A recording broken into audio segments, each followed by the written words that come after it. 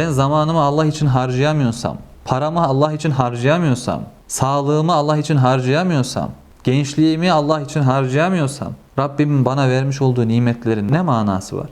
Sağlıklı olmamın ne manası var? İki gözümün olmasının ne manası var? Euzubillahimineşşeytanirracim. Bismillahirrahmanirrahim. Elhamdülillahi Rabbil alemin. Esselatu vesselamu ala Resulina Muhammedin ve ala alihi ve sahbihi ecmain. Rabbimize sonsuz şükürler ediyoruz. Bu sohbetleri yapma nimetini bizlere verdiği için. Elhamdülillah. Evet değerli arkadaşlar, bir salı sohbetinde daha inşallah birlikteyiz. Cihat kitabından kaldığımız yerden devam ediyoruz bu haftada inşallah. Kitabımızı neredeyse yaraladık değerli arkadaşlar. İnşallah Rabbimiz bize bu kitabı bitirdiğimizi de gösterir diye duamızı edelim. Evet, daha önceki haftalarda cihada giriş bölümlerinden bahsettik. Geçen hafta ise cihatta yapılması yasaklanan fiillerden bahsettik. 4 tane yasak vardı. Neydi bunlar? Bir tanesi ilki tefrikaydı. Ayrılığa düşmekti. İkincisi nifaktı. Üçüncüsü ihanetti. Dördüncüsü ise Allah'tan başka şeylerden zafer beklemekti. Müminler olarak biz hayatımız boyunca bunlardan uzak duracağız. Bunlara dikkat edeceğiz. Bugüne kadar Müslümanların başına gelmiş olan bütün sıkıntıların temel sebeplerinin bunlar olduğundan bahsettik. Hep ikiyüzlülükle, ayrılığa düşmekle, ihanetle bizi böldüler, parçaladılar ve bugün maalesef İslam alemi bu şekilde. Bunun karşısında ne yapacağız? Tefrikanın zıttı olan birleşmeyi gerçekleştireceğiz. Müslümanlar olarak tek bir vücut halinde hareket edeceğiz. Aynı şeyleri düşüneceğiz, aynı şeyleri konuşacağız ve aynı şeyleri yapacağız arkadaşlar. Diğer maddemiz nifak. İkiyüzlülükten uzak duracağız. İkiyüzlü insanlarla ilişkimizi keseceğiz. Müslüman ikiyüzlü değildir. Tek bir yüzü olur Müslüman. O yüzünü de hakka döner. Haktan yüzünü dönmez, hakikatten dönmez ve ömrünün sonuna kadar hak için, Allah için mücadele eder ve ömrünü tamamlar.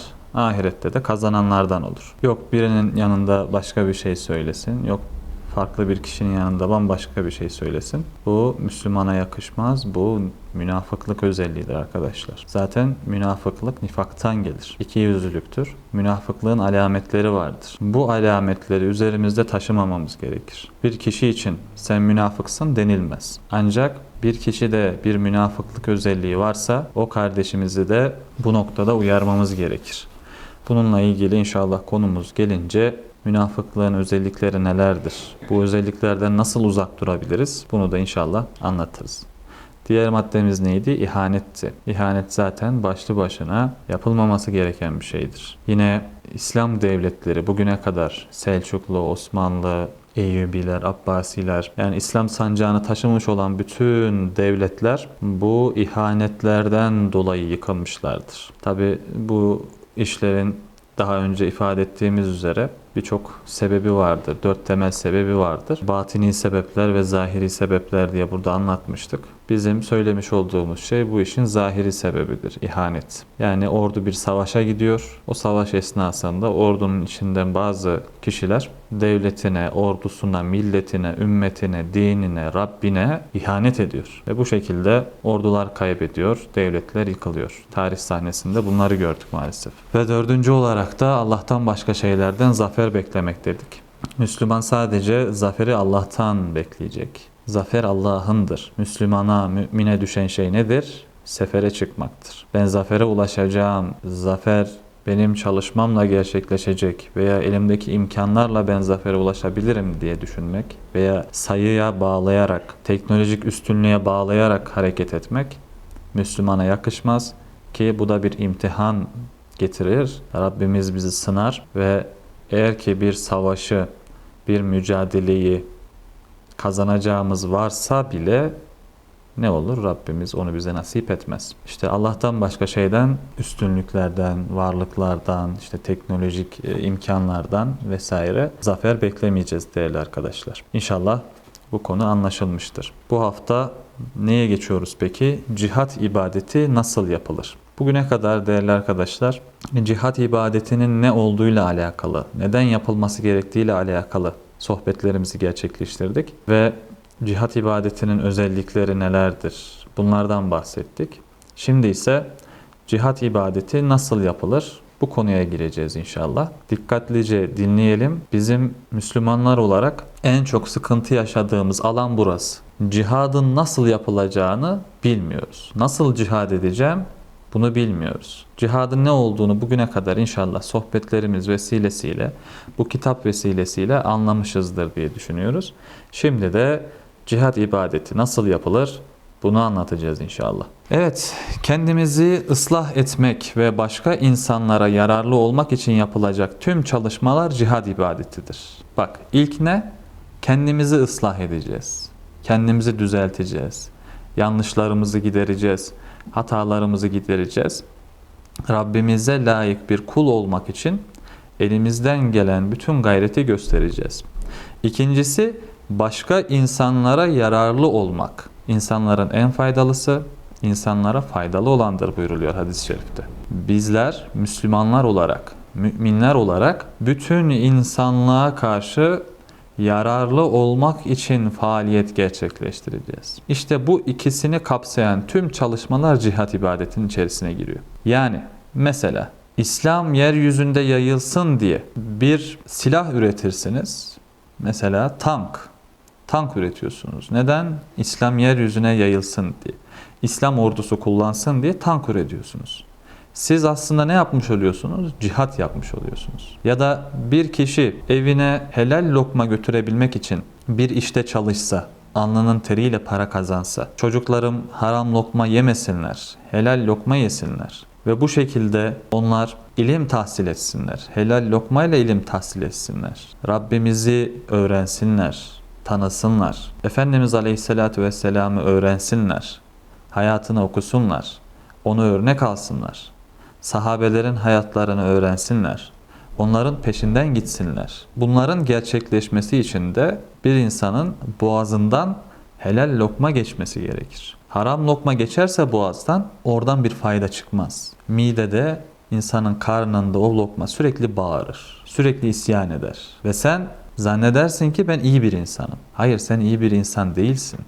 Sen haram yiyorsun. Haram yediğin için ne kılmış olduğun namazın sana bir faydası oluyor, ne yapmış olduğun diğer ibadetlerin sana bir faydası oluyor. Sonra diyorsun ki ya ben namaz kılıyorum ama huşu içinde kılamıyorum. Kötülüklerden arınamıyorum. Hadis-i şerifte ne buyuruluyor? Namaz insanı kötülüklerden alıkoyar buyuruluyor. Eğer sen kılmış olduğun namazlar seni kötülüklerden alıkoymuyorsa işte orada bir problem var demek. Bütün ibadetlerimizde dikkat etmemiz gereken şey, boğazımdan benim helal lokma geçti mi geçmedi mi? Geçiyorsa o ibadetten tat alırsın, lezzetini alırsın. Eğer haram lokmayla besleniyorsan hiçbir şeyden zevk almazsın. Nasıl doyduğunu bile anlamazsın. İşte cihat da böyledir. Cihat ibadetini yapabilmek için boğazdan helal lokmayı geçirebilmeniz gerekir. Faizden uzak durmanız gerekir. Kumardan, bahislerden, bunların hepsinden uzak durmanız gerekir.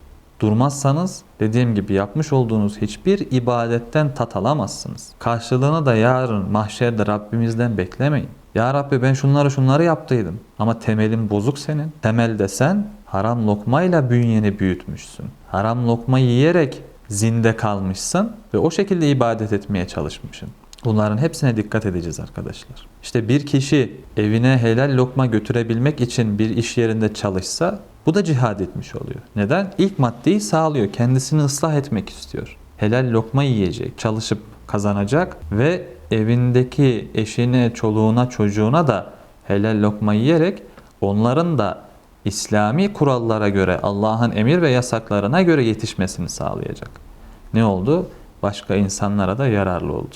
Ve o evde yetişen çocuklar ne yapacak? Gidecekler, çevrelerine, arkadaşlarına bu hakikatleri anlatacaklar. İslam'ı anlatacaklar. Allah'ın emir ve yasaklarını anlatacaklar. İşte temiz bir aile, temiz bir toplum bu şekilde gerçekleşebilir. Bakın cihat hayatın her alanında var aslında. Yapmış olduğumuz işi neden ve nasıl yaptığımızı anlayabilirsek işte orada kafamız dank etmeye başlıyor. Kafamızdaki, beynimizdeki çarklar dönmeye başlıyor.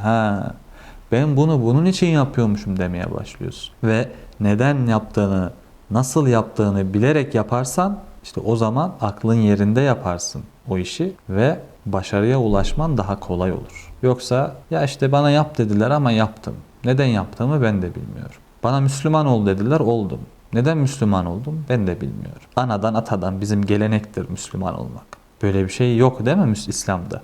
İslam'ı bileceksin, anlayacaksın, öğreneceksin. Ona göre bir hayat süreceksin. Peki hangi alanlarda? Dedik ya her alanda cihat yapılır diye. Bakın cihat ilmi, ahlaki, iktisadi ve siyasi çalışmalar olarak 4 ana grupta yapılır. Bunlar 4 ana grup. İlmi alanlarda, ahlaki alanlarda, iktisadi alanlarda ve siyasi çalışma alanlarında cihat gerçekleşir. Bunlar kendi işlerinde kollara ayrılır. Bizim müminler olarak bu alanların en az birinde mücadele ediyor olabilmemiz gerekir. Ya ben hiçbirinde mücadele etmiyorum. Ne ahlaki alanda insanları işte Allah'ın emirlerini anlatıp Allah'ın kötü saymış olduğu, yasaklamış olduğu fiilleri de onlardan uzaklaştırmaya çalışıyorum. Ne işte ilmi alanda bir kitap var, bu kitabı insanlara anlatayım veya işte hadis-i şerifleri insanlara anlatayım. Efendimiz Aleyhisselatü Vesselam'ı tanıtayım, ayetleri okuyayım, ayetleri insanlara ulaştırayım gibi bir derdi yok. Ya da iktisadi alanda şu an toplumumuz en çok bu alandan şikayetçi. Ya işler kesat, işler sıkıntılı, iş dönmüyor, siftah yapamıyorum, yakında dükkanı kapatacağım. Hep bunu duyuyoruz insanlardan. Neden? Çünkü iktisadi olarak problemler yaşıyoruz. İktisadi olarak cihad etmiyoruz. İktisadi olarak Allah'ın emirlerini yerine getirmiyoruz. İktisadi olarak Allah'ın yasaklarından uzak durmuyoruz. Adam bir iş yeri açacak, burayı krediyle açmaya çalışıyor. Bir ev alacak, krediyle almaya çalışıyor. Faizle almaya çalışıyor. Sen buna göz yumarsan, bunu istersen, sonra şunu demeye hakkın yok. Ya benim işlerim kötü. İşte bir ev aldım, başıma şöyle şöyle işler geldi. Bir araba aldım, bankadan kredi çektim, araba aldım. Başıma gelmeyen kalmadı. Gidin, çevrenizde inşallah yoktur. Ama varsa sorun. Herhangi bir sıkıntın var mı? Hani krediyle bu işi yapana. Sorun. Mutlaka ki başında bir problem vardır. Neden? Faiz o kadar büyük bir günah ki arkadaşlar. Yani hadis-i şeriflerde buyurulduğu üzere ne kadar büyük bir günah olduğunu anlasanız faizin F'sinin yanından geçmezsiniz. Ama bu küreselci Siyonizm ne yapıyor? Faizi bütün insanların, Müslümanların cebine kadar sokuyor. Diyor ki faizden kaçamaz. Her şekilde faiz yiyeceksin sen. Ya faiz alacaksın ya faiz ödeyeceksin. Küreselcilerin, bu ırkçı Yahudilerin Müslümanın fıtratını, insanlığın fıtratını neyin bozduğunu bilmediğini mi zannediyoruz? Hayır. Onlar bakın bizden, Müslümanlardan daha çok hadisleri okuyorlar. Biliyor musunuz bunlar? İsrail'de hadisleri araştırma enstitüleri vardır bunlar. Bak hadisi şerifleri didik didik ederler, araştırırlar. Niye araştırıyor? Hakikat olduğunu biliyor İslam'ın ama yanaşmıyor hakikate. Ne yapıyor peki? Hadis-i şerifleri araştırayım, bunlardan ilimi elde edeyim, kendi bilim adamlarımı ortaya çıkararak sanki hiç yokmuş böyle bilgiler, biz bunları bulduk, biz icat ettik, biz keşfettik diye kendi bilim adamlarını ortaya çıkartarak aslında Müslümanların özü olan, temel kaynaklarından olan hadisi şerifleri, ayeti kerimeleri kullanarak senin malını, tabiri caizse senin malını gelip sana satıyor tekrardan. Üstünü bilim putuyla güzel bir şekilde sıvazlıyor, renklendiriyor, sim atıyor biraz. Senin ilgini çekiyor. Sen de diyorsun bak adamlar gene yeni bir şey icat etmişler, yeni bir şey bulmuşlar diyorsun. Seviniyorsun. Bu bilgi sana verilmişti zaten. Ama sen cahil olduğun için, okumadığın için, şu kitabı alıp hadis-i şerifleri okumadığın için, ayeti kerimeleri okumadığın için sen bunlardan bir habersin. Kur'an-ı Kerim'de Rabbimiz yaştan kuruya kadar her şeyi yazmıştır, bildirmiştir. Allah'ın kitabında eksik bir şey olur mu? Olmaz. Her şey vardır. Sadece onu okuyan kişinin ilmine göre oradan çıkarılacak şeyleri anlar. İlmine göre. Hadis-i şeriflerde on binlerce, yüz binlerce hadis-i şerif vardır. Efendimiz Aleyhisselatü Vesselam 23 yıl boyunca İslam'ı tebliğ etti. Her konuyla alakalı hadis-i şerif vardır. Ama biz Müslümanlar bunu okumadığımız için, bu bilgilere sahip olmadığımız için ırkçı Yahudiler gidiyorlar, bu bilgileri araştırıyorlar, tarıyorlar ve insanlara yeni bir bilgiymiş gibi ortaya atıyorlar, inandırıyorlar. Önüne bir ek getiriyor, sonuna bir ek getiriyor. Bu şekilde inandırıyor onu da. Bizim okumamız lazım arkadaşlar. İşte bu 4 alanda cihat etmemiz lazım. Cihat etmediğimiz için pısırık, hiçbir şeyden haberi olmayan bir İslam toplumu türüyor. Bakın bugün Batı'ya, Avrupa'ya, Avrupa'nın bu kadar teknolojide veya iktisadi alanda, birçok alanda ileride olmasının temel dayanağı nedir biliyor musun? Müslümanlardır. Müslümanlardan elde etmiş oldukları bilgileri kendilerine göre harmanlayarak bir ilim ortaya koydular, bir bilim ortaya koydular ve çokça öne geçtiler. En basitinden şu an kullanmış olduğumuz rakamlar, o şekiller var ya, onları kim ortaya çıkardı biliyor musunuz? Harizmi ortaya çıkarmıştır. Müslüman bir bilim adamı ortaya çıkarmıştır. O zamana kadar Batılılar hangi rakamları kullanıyorlardı? Roma rakamlarını kullanıyorlardı. Roma rakamlarıyla sayıları yazmak çok zordur. Yani 57 yazacaksın. Bir sürü çizgi atman lazım. 5-6 satır çizgi atacaksın ki o 57 rakamını, sayısını yazabilesin. Ama Müslüman bir bilim adamı yapmış olduğu keşfiyle bu işi çok kolaylaştırmış. Ve bugünkü dünyanın kullanmış olduğu rakamlar bu rakamlardır. Yani biz Müslümanlar cihad edersek bunları biz kullanacağız. Ama biz cihad etmediğimiz için gayrimüslimler kullanıyorlar. Onlar ileri gidiyorlar arkadaşlar. Biz yerimizde sayıyoruz. Neden yerimizde sayıyoruz? Cihad etmiyoruz çünkü. Bakın daha önce konumuza da aslında başlayamadık. Daha 2 satır okudum ama maalesef bu durumları anlatmak lazım.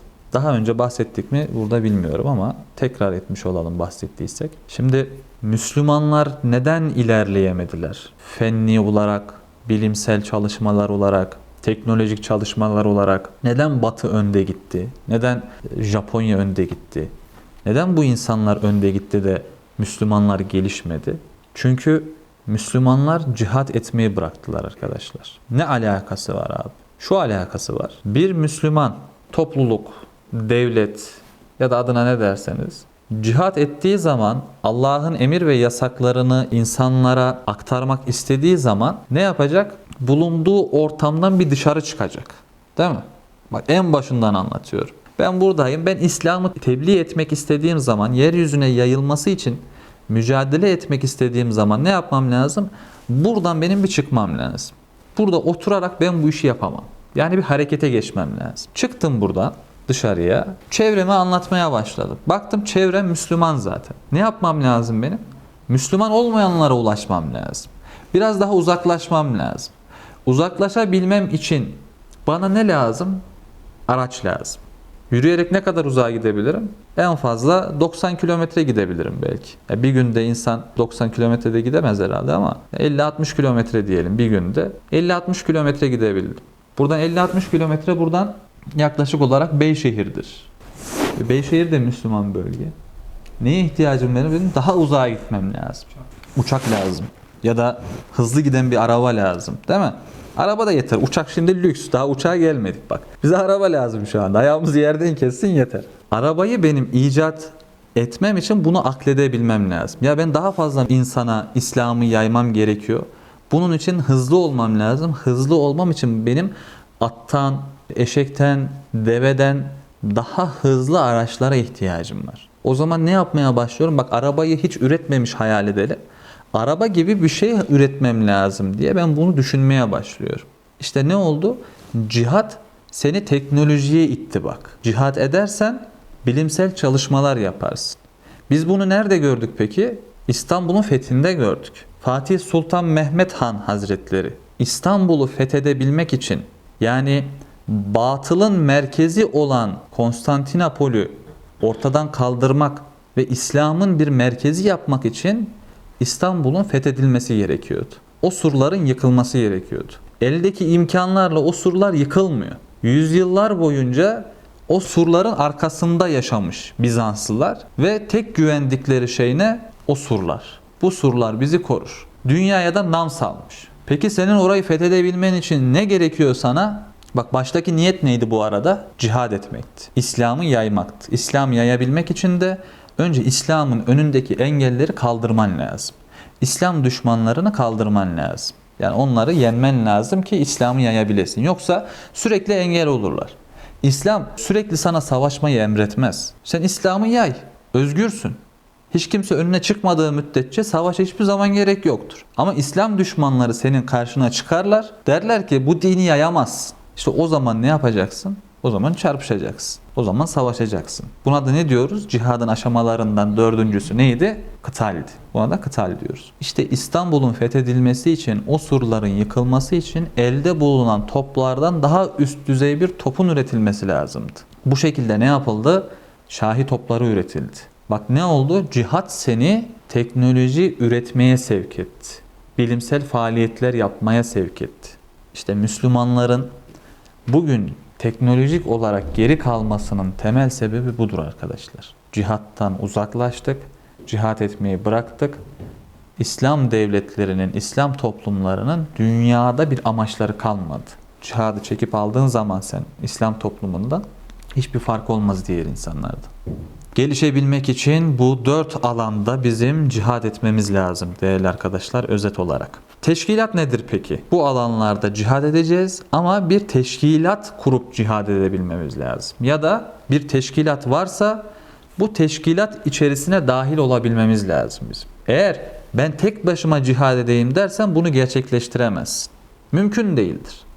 Bir insan tek başına cihad edemez. Kiminle mücadele edeceksin? Kaç kişiyle mücadele edeceksin? Kaç kişiye İslam'ı anlatabileceksin? İslam bize ayrılığı değil. Bakın geçen hafta tefrikadan bahsettik. Ayrılığa düşmek haramdır. Tefrika haramdır dedik. Bizim birleşmemiz gerekir, cemaat olmamız gerekir. Yani bir bütün halinde hareket edebilmemiz gerekir. Bugün yaşamış olduğumuz sıkıntıların sebebi bu dedik. Tefrika bizi parçalamış, bölmüş.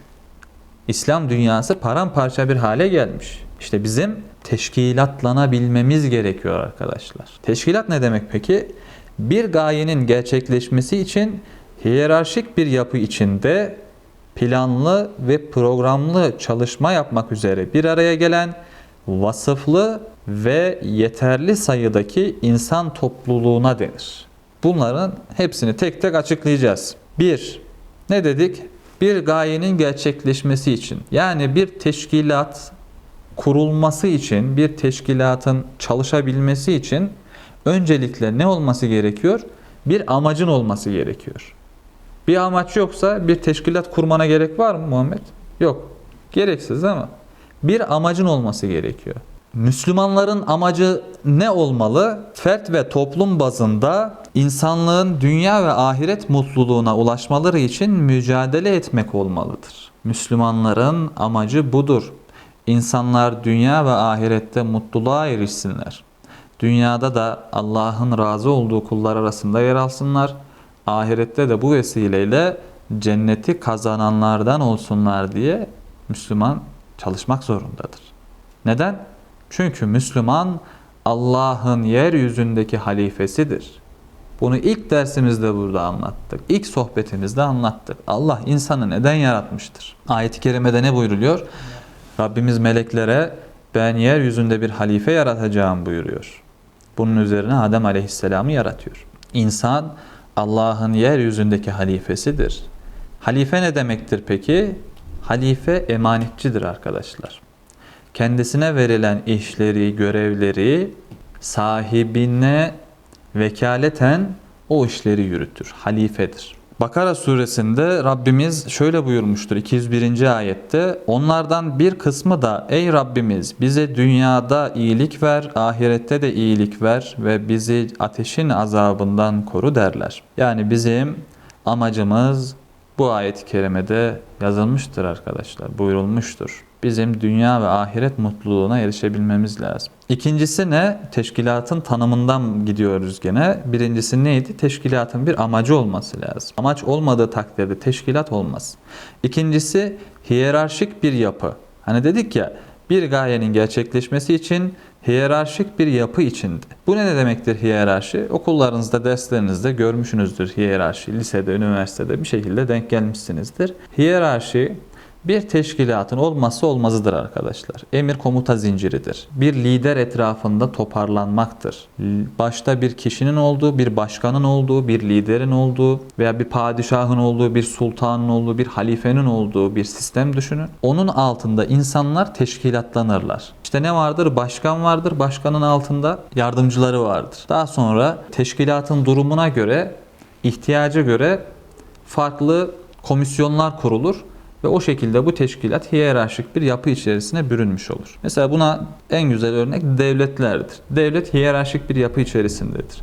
Başta kim vardır? O devletin bir başkanı vardır. Daha sonra mesela bizim ülkemizden örnek verecek olursak Cumhurbaşkanı vardır. Cumhurbaşkanının bir kabinesi vardır. O kabine Cumhurbaşkanının yardımcılarıdır. Kimler vardır? Bakanlar vardır onun içinde. İşte Eğitim Bakanı vardır, İçişleri Bakanı vardır, Adalet Bakanı vardır. Birçok bakanlık var. Hepsinin görevleri ayrı ayrı. Daha sonra bunlar kendi işlerinde teşkilatlanırlar. Yani Eğitim Bakanlığı'nı kurduk, tamam, yeter mi? Yetmez. Eğitim Bakanlığı kendi içinde teşkilatlanabilmesi lazım. Yani Konya İl Eğitim Müdürlüğü vardır mesela. Daha sonra Meram İlçe Eğitim Müdürlüğü vardır. Bu şekilde müdürlüklere ayrılır teşkilat olarak. Bunlar okullara ayrılır. Okulların başında müdürler vardır. Müdür yardımcıları vardır. Daha sonra öğretmenler vardır. Sonra öğrencilerden ne seçilir? Sınıf başkanları seçilir. Sınıf başkan yardımcısı vardır. Bu nedir? Bakın, Cumhurbaşkanından sınıf başkan yardımcısına kadar ne yapmış olduk? Bir teşkilat oluşturmuş olduk. Eğer ki bu teşkilat olmazsa sadece Cumhurbaşkanı olsun, sadece başkan olsun, devletin başkanı olsun yeter mi? Yetmez. Devleti yönetemezsiniz. O sınıf başkanı bile çok değerlidir. En küçük görevde bulunsa bile, yani en alt birimde bulunsa bile çok değerlidir. Yani en üstteki görevli neyse en alttaki görevli de olur. Bir teşkilatın parçasıdır.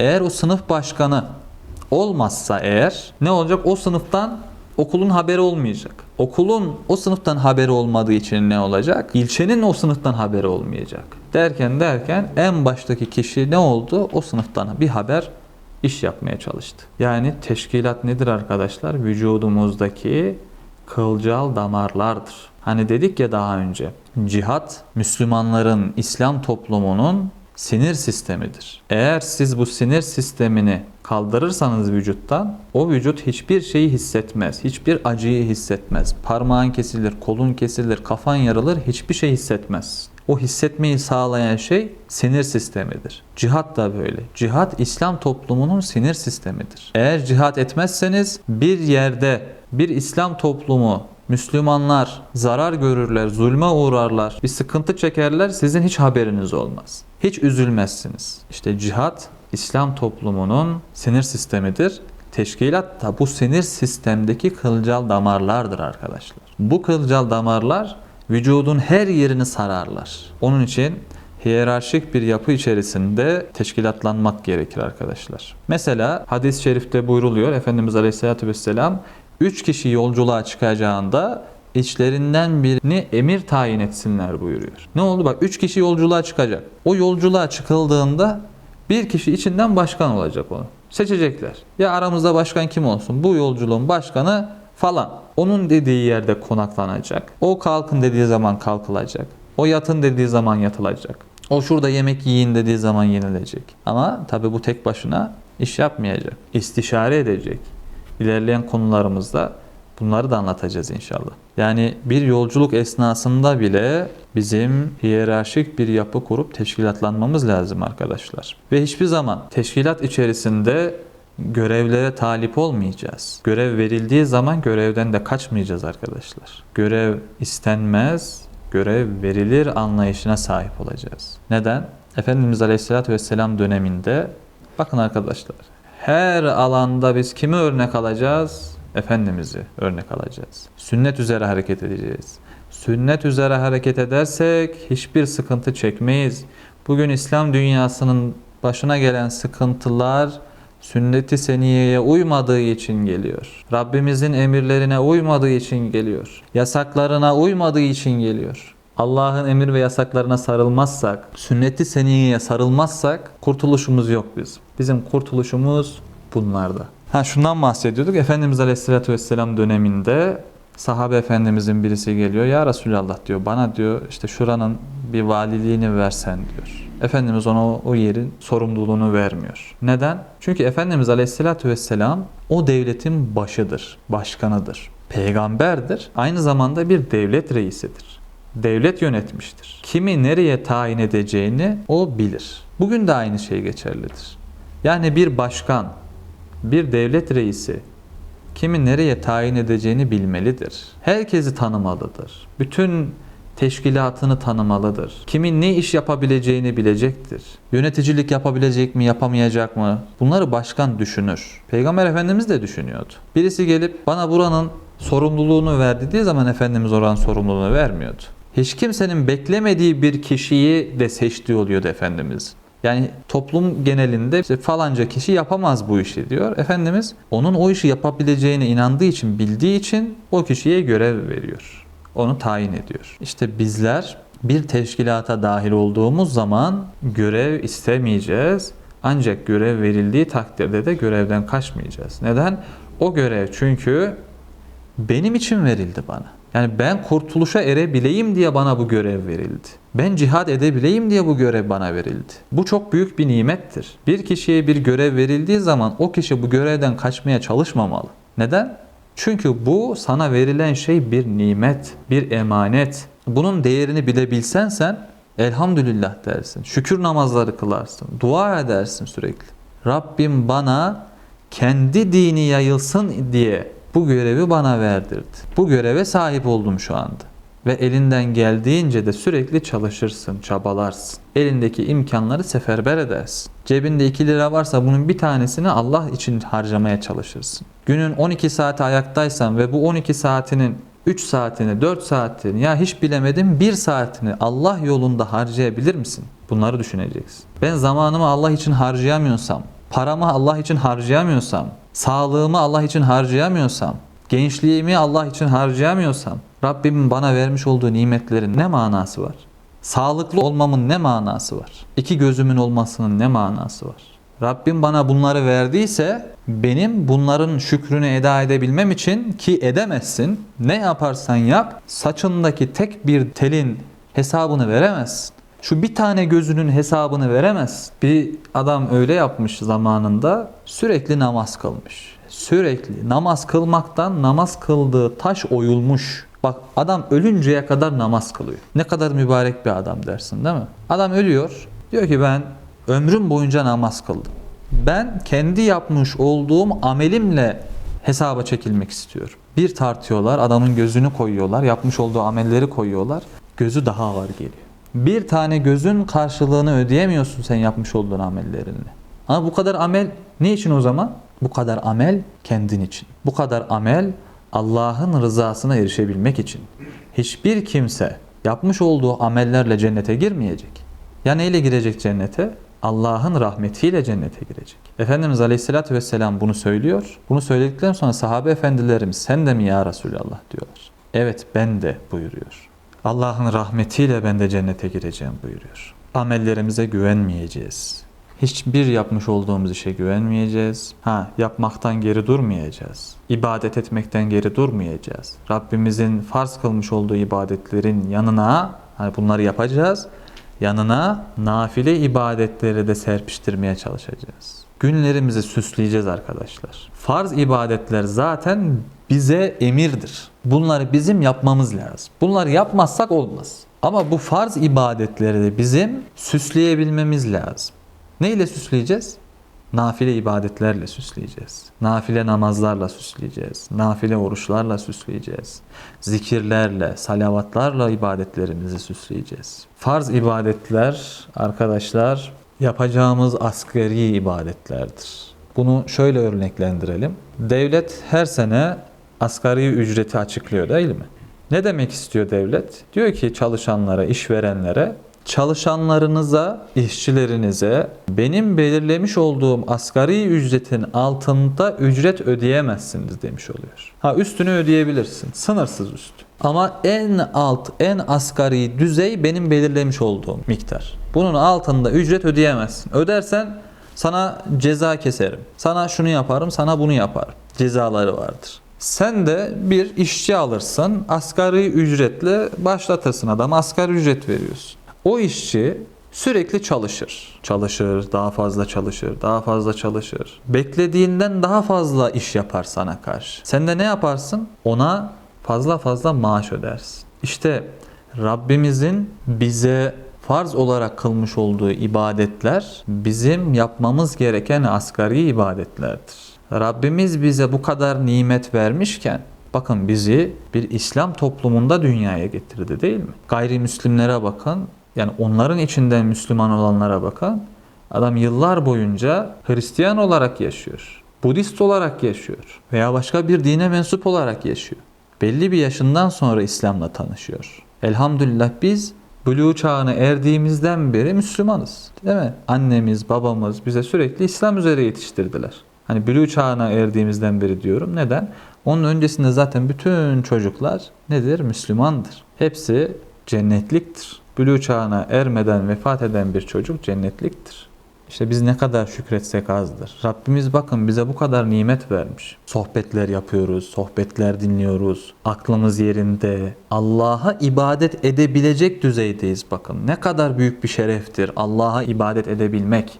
Ne kadar büyük bir şereftir. Namaz kılmak ne kadar büyük bir şereftir. Oruç tutmak ne kadar büyük bir şereftir. Zekat vermek ne kadar büyük bir şereftir. Bu nimetleri Rabbimiz bize bahşetmiş. Bizim de ne yapmamız lazım? Asgari ibadetle yetinmememiz lazım. Bakın bunları yapacağız. Asgarinin altına düşmeyeceğiz.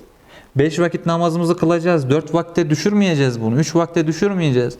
Düşürdüysek, kaçırdıysak hemen ne yapacağız? Bunu kaza etmeye çalışacağız akşamına, gecesine. Geçirmeyelim. Diğer güne sarkıtmayalım. Artık bir anda başlayalım. Yeter artık geçen zamanda kaçırdığımız farzlar, tutmadığımız oruçlar, kılmadığımız namazlar. Yetmez mi? Yeter değil mi arkadaşlar? Artık şöyle bir besmeleyi çekip önümüzde yatsı var.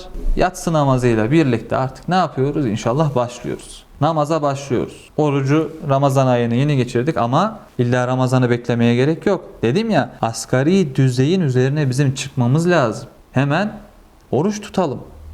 Önümüzde Perşembe günü var. Pazartesi, Perşembe oruçlarına başlayalım. Nafile oruçlar. Efendimiz Aleyhisselatü Vesselam'ın tutmuş olduğu oruçlar sünnettir. Zekat, belki zekat verecek durumda değiliz. Varlık olarak söylüyorum. Nisap miktarı malımız yok belki. Ama illa zekat verecek hale gelmemizi beklemeyelim. Ne yapalım? Sadaka verelim. Bol bol sadaka verelim. Allah yolunda paramızı infak edelim. Bunun için hemen başlıyoruz bir anda. Pazartesiyi beklemeyin. Genelde hafta başı diye pazartesi başlanır değil mi bu ibadetlere? Ya pazartesi sabah namazıyla başlayacağım inşallah. Yani sanki işe başlıyormuşuz gibi. Ama bizim pazartesiye çıkıp çıkmayacağımız belli değil arkadaşlar. Her zaman ifade ediyoruz. Şuradan evimize, yurdumuza dönüp dönmeyeceğimiz belli değildir. Gece yattık, sabah kalkacağımız belli değildir. Meçhul bir dünyada yaşıyoruz.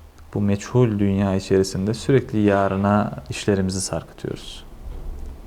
Sarkıtmayalım. Yaşadığımız anın değerini, kıymetini bilelim. Ve hiç vakit kaybetmeden bir teşkilat içerisinde görev alalım arkadaşlar. Teşkilattan kastımız da nedir? Allah'ın dini yeryüzüne yayılsın diye mücadele eden bir teşkilat içerisinden bahsediyorum. Yoksa bunun karşısında teşkilatlar da var. İlk sohbetlerimizde burada Siyonizm teşkilatından bahsettik. Adamlar bir teşkilat kurmuşlar. Değil mi? Yani insanlık var en altta bir üçgen piramit. İnsanlık var. Onun üstünde localar var. Masonlar var. Onun üstünde işte aileler var. Derken en üstte şeytan var. Bak bunların da bir teşkilatı var. Bunlar bu teşkilata sahip çıkıyorlar. Birleşiyorlar bu teşkilat altında. Şeytanın liderliği altında birleşiyorlar. Ve İslam'ı yeryüzünden kazmak için, Müslümanları İslam'dan uzaklaştırmak için, gayrimüslimleri İslam'ı kötü göstermek için sürekli mücadele ediyorlar. Bunlar böyle çalışırken Müslümanların tek başına kalmaması lazım. Bir görev alması lazım. Ali İmran suresi 104. ayetinde Rabbimiz sizden hayra çağıran, iyiliği emreden, kötülükten yasaklayan bir ümmet. Yani ümmetin ne demek olduğunu daha önce anlatmıştık. Teşkilat demektir arkadaşlar. Cihat teşkilatıdır. Kitabımızın en başlarındaki sohbetlerimizde bundan bahsettik. Yasaklayan bir ümmet olsun, bir topluluk bulunsun. İşte kurtuluşa erenler onların ta kendileridir buyurmuştur Rabbimiz. Bir teşkilata dahil olacağız arkadaşlar. Artık ayrı gayrı hareket etmeyelim. Birleşmek lazım, bir olmak lazım. Teşkilatın tanımına devam ediyoruz. İlk ne dedik? Bir amaç etrafında toplanmak. Bir amacın gerçekleşmesi için mücadele etmek dedik. Amacın ne demek olduğunu söyledik. 2. Hiyerarşik bir yapı içinde dedik. Hiyerarşiyi anlattık. Üçüncüsü planlı ve programlı çalışma yapmak. Plan ve program teşkilatın en önemli unsurlarından bir tanesidir. Plan ve program. Plansız, programsız hiçbir iş yürümez arkadaşlar. Yani okula gidiyorsunuz. En basitinden oradan örnek verelim. Hocalarınız size okul döneminin başında ne yapıyorlar? Ders programını veriyorlar. Diyorlar ki arkadaşlar ders programına göre uyun. İşte pazartesi şu ders var, salı şu ders var. İşte ona göre kitaplarınızı, ders notlarınızı getirin. Bu saatlerde bu dersleri göreceksiniz. Plan program olmazsa eğer bir mantık olur mu işin içinde? Ya çok mantıksız olur değil mi? Yani gidiyorsun 2 tane hoca birden giriyor derse. O sınıfın yarısına başka bir şey anlatıyor, öbürü başka bir şey anlatıyor. Ya da öğrencilerin ön tarafı dersi dinliyor, arka tarafı arkada muhabbet ediyor. Yani bir plan yok, bir program yok. Böyle mantıksız olur. Hiçbir şey anlamazsınız. Ne yaptığınızı anlamazsınız. Amacınız var. Hiyerarşik bir düzen içindesiniz ama bu yetiyor mu? Yetmiyor. Plan ve programında olması gerekir. Ve sürekli hedef koyacaksınız. Yani plan program dediğimiz şey sadece işte ders programı gibi değil. Size ne yapıyorlar? Ders programını hazırlarken o yıl içerisinde o ders konularını size anlatabilecek şekilde onu ayarlıyorlar. Yani bir müfredat ortaya çıkartıyorlar. Diyorlar ki şu derslerle başlayacağız. İşte okulun son haftasına doğru şu dersleri bitireceğiz ve bu konuyu bu arkadaşlara anlatmamız lazım. Bu şekilde de anlatmış olacağız diyorlar ve bir hedef ortaya koyuyorlar. İşte teşkilat içinde bizim de hedeflerimizin olması lazım. Plan ve programa göre hareket edebilmemiz lazım. Yani hedefe varmayan ok herhangi bir amacı var mıdır? Yoktur. Kimi vuracağı da belli değildir. Onun için her zaman yani sadece teşkilat içerisinde değil, hayatımızın her alanında birey olarak da bizim plan ve programa göre hareket edebilmemiz lazım. Yani İslam plan ve program dinidir. Zaten baktığınızda her vaktin zamanı, namaz zamanı bellidir değil mi? 5 vakit namaz kılıyoruz. Bu 5 vaktin zamanları belli. Sabah namazı ne zaman kılınacak? Tam nokta atışı bellidir yani. Öğle namazı ne zaman kılınacak? Akşam, yatsı, ikindi işte bunların hepsi bellidir. Ramazan plan ve programdır tamamen. İşte imsak ne zaman olduğu, işte sahur ona göre yapılır. İftar vakti ne zamandır ona göre orucunu tutarsın, açarsın. Veya Ramazan ne zaman başlar? Plan ve program neye göre yapılmıştır İslam'da? Hilale göre yapılmıştır genelde. Aya göre yapılmıştır. Yani hilal olduğu zaman yeni ay başlar. Peki bir soru sorayım, genel kültür olsun. Ayın en parlak olduğu gün Hicri ay olarak söylüyorum. Ayın kaçıdır? Ortası değil mi? Yani 14. Yani 29 çeker, 30 çeker. Ama 14'üdür arkadaşlar. Ayın 14'ü en parlak olduğu gündür. Bazen şu karıştırılabiliyor. En parlak olduğu gün yani dolunay olduğu gün ayın 1'i olarak görenler olabiliyor. Ayın 1'i ne zamandır? Hilal zamanıdır. Son hilal olduğu zaman da ayın son günüdür. Diğer ay bu şekilde geçilir. Yani ayın en parlak olduğu gün ayın ortasıdır, 14'üdür. Hilal tam terse geçtiği zaman diğer aya geçilmiş olur arkadaşlar. Bu da genel kültür olarak bir parantez açmış olalım. Hac suresi 41. ayette Rabbimiz şöyle buyurmuştur. Onlara şayet yeryüzünde bir imkan verirsek namaz kılarlar, zekat verirler, iyiliği emreder ve kötülüğü yasaklarlar. İşlerin sonucu ise Allah'a aittir. Bakın bu ibadetlerin, farzların hepsi bir plan ve programa göre bize emredilmiştir. Mesela nisap miktarı bellidir değil mi? Yani adı üstünde nisap miktarı. Onun üzerine geçersen zekat verebiliyorsun. Bak bir plan var, bir program var. Ve ne zaman veriyorsun? Senede bir sefer veriyorsun. Bir genel kültür daha. Hangi seneye göre, hangi yıla göre, hangi takvime göre vermen gerekiyor? Hicriye göre vermen gerekiyor. Miladiye göre zekat hesaplama. Hesaplarsan 30 senede bir sene zekat vermemiş olursun. Ya işte 33 seneye mi tekabül ediyor? Aşağı yukarı 30-30 senede bir zekat vermemiş olursun. Bir senenin zekatı hop aradan kaynamış olur. Onun için her zaman ne yapılır genelde? Ramazan ayı esas alınır ve herkes Ramazan ayında zekat verir. Aslında sadece Ramazan'da verilmemesi lazım. Her ay elimizden geliyorsa, imkanımız varsa ki zekat verecek durumdaysak zaten imkanımız vardır. Bunu her aya bölerek verirsek daha güzel olur. Ya da yarısını 11 ayda, Diğer yarısına da Ramazan ayında verilebilir. Bunların ayarlaması bu şekildedir. Yani bir plan programa göre hareket edilir arkadaşlar. Bu hafta bitiremedik. İlk 3 maddeyi anlattık. Haftaya buradan devam ederiz inşallah. Evet değerli arkadaşlar, Allah razı olsun. Ayağınıza sağlık. Rabbimiz bizleri bağışlasın. Bizleri cehennem ateşini görmeden cennete girenlerden eylesin. Son nefesimizde buyurun. Eşhedü en la ilahe illallah ve eşhedü enne Muhammeden abduhu ve rasulü diyerek çene kapamamızı bizlere nasip eylesin. Velhamdülillahi Rabbil alemin. El Fatiha.